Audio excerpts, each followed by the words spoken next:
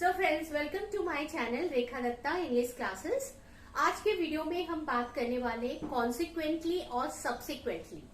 अक्सर जब आप बुक रीड करते हैं, जब आप नॉवेल पढ़ते हैं, जब आप मैगजीन पढ़ते हैं या न्यूज़पेपर पढ़ते हैं, अक्सर इस तरह के वर्ड्स आपके आंखों के सामने आ जाते हैं। लेकिन क्या होता है कि बहुत ज्यादा हम उस पर ध्यान देते नहीं है और आगे हम पढ़ लेते हैं, लेकिन हमें उसकी मीनिंग ठीक से मालूम भी नहीं होता। तो ये इम्पोर्टेंट चीजें होती हैं अक्सर जो हम मिस आउट कर जाते हैं सेंटेंस से, उसी के बारे में हम जानेंगे। उसमें एक है कॉन्सिक्वेंटली और दूसरा है सब्सिक्वेंटली। पहले तो आप ये जान लीजिए कि ये दोनों ही एडवर्ब होते हैं। और अब हम इस सेंटेंस को पढ़ते हैं। पहले आप देखिए, Tom came out late from the office. Tom came out late from the office and consequently missed the bus. अब यहाँ पे देखिए, पहला सेंटेंस है Tom came out late from the office. Tom office से देर से आया। अब यहाँ पर जो एंड कंजंक्शन है, ये दोनों जो सेंटेंसेस है इसको जोड़ रहा है। यानी Tom came out late from the office and consequently miss the bus. अब यहाँ पे and जो है ये दोनों को जोड़ रहा है। तो मैंने जानबूझकर and लगा के आपको ये दिखाने की कोशिश की है कि and लगा कर भी हम consequently का यूज कर सकते हैं, क्योंकि and तो इन दोनों को जोड़ रहा है और consequently लगाने के बाद हम एक कॉमा लगा देंगे। तो ये हमारा बन जाएगा Tom came out late from the office and consequently miss the bus. तो यहाँ पे हमने क्या किया, एक हमारा जो एक क्लॉज बन गया। क्लॉज का मतलब क्या होता है, सेंटेंस का एक समूह जिसमें सब्जेक्ट और वर्ब दोनों होता है। तो Tom came out late from the office and consequently, और परिणाम स्वरूप मिस द बस। ये दूसरा आपका जो है क्लॉज है, ठीक है। तो एक कॉन्सिक्वेंटली का मतलब परिणाम स्वरूप। तो वो किस लिए उसने टॉम ने मिस किया बस को, क्योंकि he came out late from the office.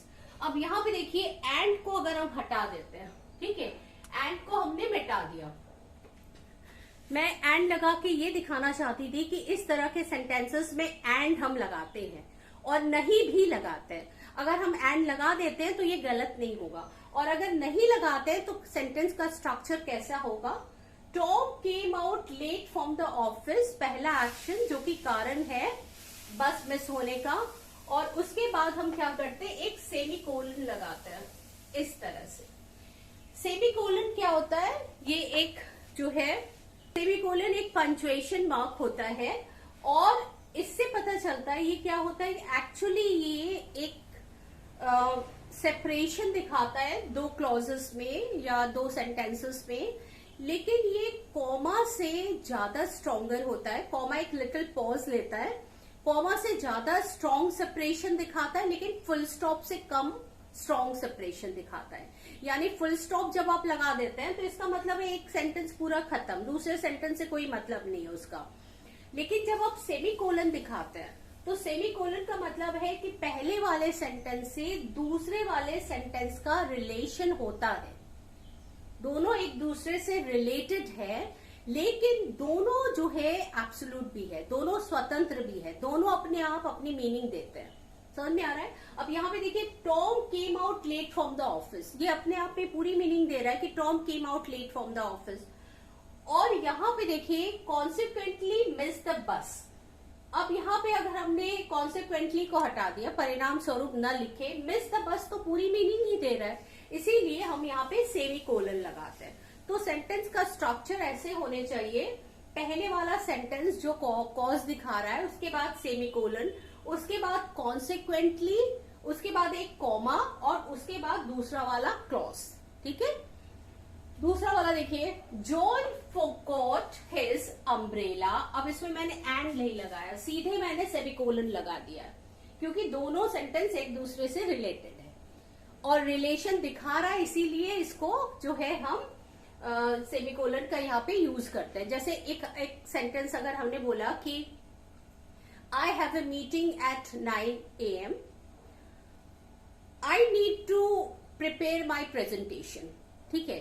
तो यहाँ पर अगर मैंने बोला I have a meeting at 9 AM, तो ये अपने आप में पूरी मीनिंग दे रहा है, यानी दूसरे के ऊपर डिपेंड नहीं कर रहा है। और दूसरा वाला अगर मैंने बोला I need to make preparation for my presentation, तो ये भी पूरी मीनिंग दे रहा है। लेकिन कहीं ना कहीं ये दोनों एक दूसरे से जुड़े हुए हैं, है ना, दोनों सेंटेंस, इसीलिए वहां पे इस तरह के सेंटेंसेस में हम सेमीकोलन का यूज करते हैं। तो John forgot his umbrella, semicolon, consequently, परिणाम स्वरूप, then comma, he got soaked in rain, he got soaked in rain, यानी वो पूरी तरह से बारिश में भीग गया। गॉट सोक्ड, सोक्ड यानी भीग जाना, इन रेन, ठीक है। तीसरा सेंटेंस देखिए, Rani did not rehearse whole heartedly for the play, Rani ने रिहर्सल नहीं किया पूरे मन से। ये देखो, ये भी एक एडवर्ब है बेटा। Rani did not rehearse, did not rehearse मतलब ये आपका हो गया हेल्पिंग वर्ब, ये main verb. Did not rehearse whole heartedly, यानी पूरी तरह से उसने मन से, पूरे दिल से रिहर्स नहीं किया, किसके लिए, फॉर द प्ले। कॉन्सिक्वेंटली, अब ये यहाँ पे देखिए, Rani did not rehearse whole heartedly for the play के बाद एक सेमीकोलन है, उसके बाद मैंने लगाया कॉन्सिक्वेंटली, एक comma, her performance was not up to the mark, ये दूसरा मैंने यहाँ पे वो जोड़ दिया। क्या जोड़ दिया, एक दूसरा क्लॉज जोड़ दिया, यानी रानी ने क्या किया, रिहर्सल नहीं किया होल हार्टेडली, ये वर्ड भी एडवर्ब है, for the play, semicolon, consequently, एक comma, her performance was not up to the mark. अब यहाँ पे देखिए, ये जो कॉन्सिक्वेंटली है ये एडवर्ब का काम कर रहा है, और यहाँ पर मिस द बस जो है, कॉन्सिक्वेंटली मिस द बस। अब मिस क्या है, एक वर्ब है, वर्ब को मॉडिफाई क्या कौन करता है, एडवर्ब करता है, और ये एक वर्ब फ्रेज है। मिस द बस एक वर्ब फ्रेज है जिसको ये एडवर्ब मॉडिफाई कर रहा है। Same way, John forgot his umbrella, semicolon, consequently he got soaked in rain, तो यहाँ पे भी एडवर्ब का काम कर रहा है जो ये पूरे के पूरे सेंटेंस को मॉडिफाई कर रहा है। Same way, Rani did not rehearse whole heartedly for the play, semicolon, consequently her performance was not up to the mark, यहाँ कॉन्सिक्वेंटली एडवर्ब जो है ये पूरे सेंटेंस को मॉडिफाई कर रहा है। आपको पता है कि पूरे सेंटेंस को मॉडिफाई कैसे करता है, किसी भी सेंटेंस के पहले हम अनफॉर्चुनेटली लगा लेते हैं, लकीली लगा देते हैं, है ना, जैसे हम कहते हैं luckily he got admission in Delhi university, या अनफॉर्चुनेटली या फॉर्चुनेटली, कुछ भी हम लगाते हैं। Unfortunately she could not prepare for the main exam, इस तरह का सेंटेंस। तो एडवर्ब किसी सेंटेंस के शुरू में आके उसको भी मॉडिफाई करता है। तो यहाँ पे उम्मीद है आपको कॉन्सिक्वेंटली का मीनिंग पता चल गया। तो याद रखिए कि इसमें जो है दो क्लॉजेस होते हैं, एक पहला वाला क्लॉज जो होता है वो दूसरे वाले क्लॉज के होने का कारण होता है, ठीक है, और कॉन्सिक्वेंटली का मतलब परिणाम स्वरूप होता है, उसको एक एडवर्ब होता है। सेंटेंस में उसका यूज जब हम करेंगे तो एक क्लॉज लिखने के बाद अगर आपका एंड आता है तो हम सेमीकोलन नहीं लिखेंगे, और कॉन्सिक्वेंटली के बाद हम एक कॉमा लगाएंगे और फिर दूसरा क्लॉज जोड़ देंगे, ठीक है। लेकिन अगर सेंटेंस में एंड आपका नहीं आता है तो हम सीधा एक क्लॉज लिखेंगे जो कारण है, उसके बाद हम एक जो है वो सेमीकोलन लगाएंगे, फिर हम कॉन्सिक्वेंटली लिखने के बाद एक कॉमा लगा के दूसरा क्लॉज लिखते हैं, ठीक है। तो अब देखिए सबसेक्वेंटली का यूज हम कैसे करते हैं, चलिए देखिए जब हम सबसेक्वेंटली की बात करते हैं तो आपको सेंटेंस को देखने से आपको यही लगेगा कि ये भी आपका एक कॉज और इफेक्ट दिखाता है, लेकिन उसमें एक सटल सा डिफरेंस है, जो ये है कि जब हम सबसेक्वेंटली का यूज करते हैं तो पहले वाले जो एक्शन या इवेंट होता है उसके बाद वाला जो इवेंट होता है वो उसी क्रम में चलता है या उसी ऑर्डर में चलता है या क्रम में चलता है, तो उसे हम हिंदी में तत्पश्चात कह सकते हैं, यानी उसके बाद एक क्रोनोलॉजिकल सीक्वेंस में वो चलता है, यानी क्रम में चलता है, एक घटना होने के बाद दूसरा हुआ। अब ये देखो, जैसे अगर मैंने बोला कि Tom has been studying for Tom has been preparing for his IAS examination. Subsequently, he got selected for the post. यानी टॉम जो है अपने IAS की प्रिपरेशन कर रहा था for many years, for the last 2 years या for the last 3 years. तत्पश्चात वो उसके लिए सिलेक्ट हो गया, है ना.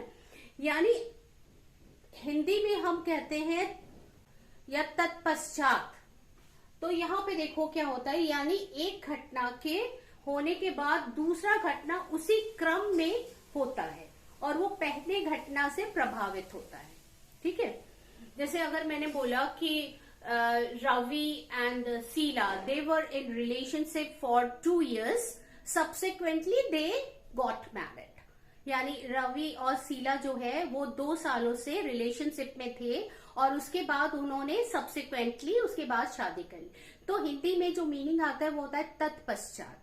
वो उसका कारण और रिजल्ट एकदम मतलब सटल तौर पे नहीं दिखाता, निश्चित तौर पे नहीं दिखाता है.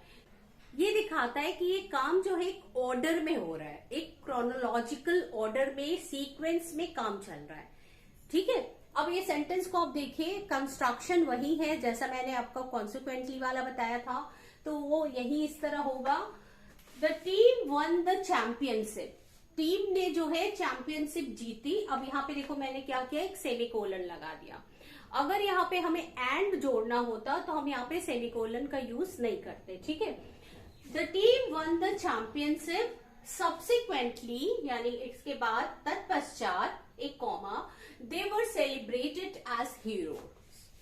फिर से देखिए, the team one the championship semicolon subsequently तत्पश्चात दे वर सेलिब्रेटेड एज हीरो.